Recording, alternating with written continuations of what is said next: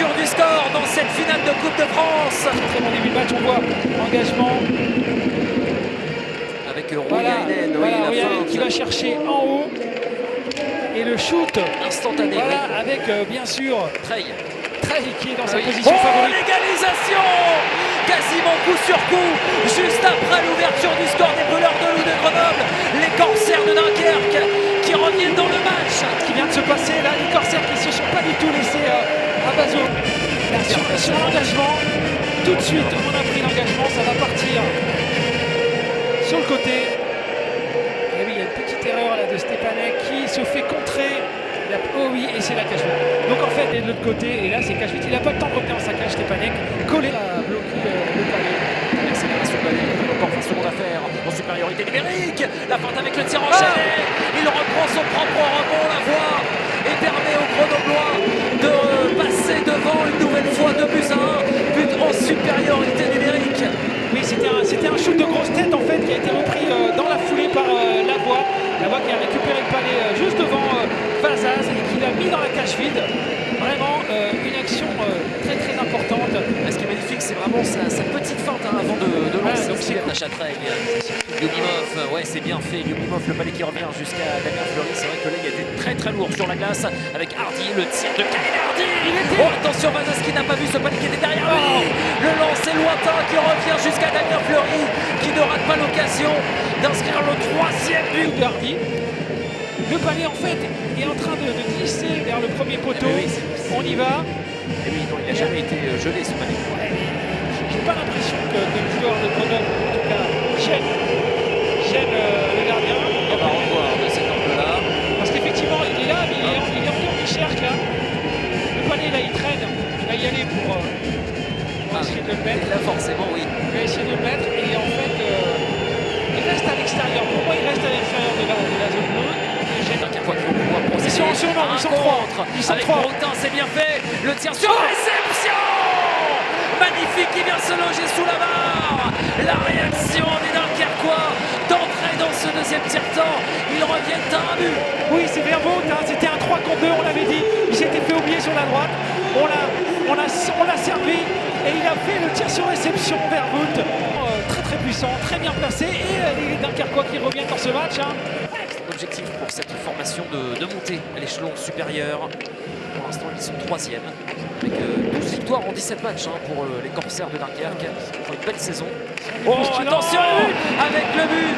Et une fois de plus, les Brûleurs de Loup de Grenoble qui prennent 2 buts d'avance dans cette finale. La cage, c'est Trey, Sacha Trey qui combine bien avec Lavoie, je pense. Et Lavoie va trouver Rouyainen qui trouve le premier poteau, peut-être entre les jambes.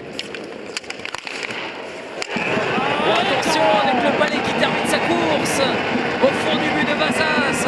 Ouais, et sur cet engagement-là, Flavien Der, et oui, il shoot dans un angle impossible. Et en fait, Vazaz ne peut, peut-être qu'il n'a pas vu le palais partir, mais en tout cas, le palais, effectivement, qui a touché. Collet là, c'est un Wesley Magnus. Collet, oh attention, le tir de Collet qui est arrêté. Et attention, le rebond qui est repris par Collet à moins de 3 secondes de la fin de ce deuxième acte. Beaucoup d'angles. Il est bon, Collet, oui. Le palais qui est repris, et qui est disputé, et c'est Collet qui est allé au premier rebond, et donc qui a fait échapper le palais. Des Brûleurs de Loup de Grenoble. Oh, attention, Collet peut-être pour le triplé. Le rebond qui est saisi par les Corsaires de Dunkerque qui reviennent à un petit but des Brûleurs de Loup de Grenoble. Mais oui, il rentre avec le shoot et ça revient dans l'axe. Défenseur qui a bien suivi, qui va marquer dans le filet, pas désert, mais en tout cas, c'est à ce moment-là que. Oh, attention avec Nicolas Deschamps qui vient trouver la solution, qui vient trouver la faille face à Vazaz pour permettre. Damien Fleury qui part là sur la gauche, il analyse bien la situation, il va trouver une magnifique passe qui retombe pile dans la crosse de Deschamps. Deschamps, eh ben, il ne faut pas lui la donner plusieurs fois celle-là. Avec le tir qui a été contré, un nouveau lancé de claque. Et la voie finalement qui va pouvoir s'envoler. La voie, oui, est royale pour le Canadien.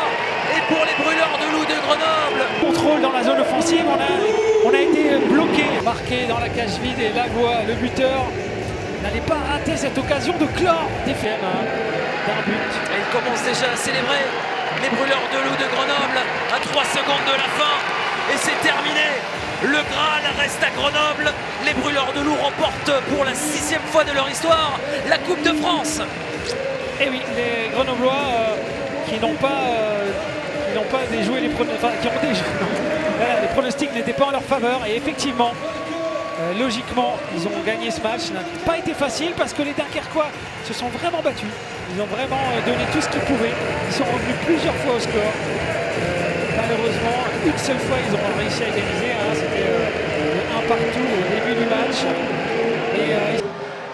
Le capitaine Sacha Treille qui se saisit de la coupe et qui peut la soulever très haut. Cette coupe, ce trophée La Liberté. Les Grenoblois remportent la Coupe de France pour la 6e fois de leur histoire. Oui. Difficile à aller chercher, très difficile, même si c'est contre une formation de D1 au final. Mais si elle est là, cette formation, ce n'est pas par hasard. Non, c'est pas par hasard. Grenoble est le club peut-être qui fait le plus de formation en France. C'est le club effectivement qui est constant au haut niveau depuis maintenant de nombreuses années. Et Sacha Treille peut être fier de balader la Coupe Magnus. Il arrive encore à la lever. Ça va, il peut continuer.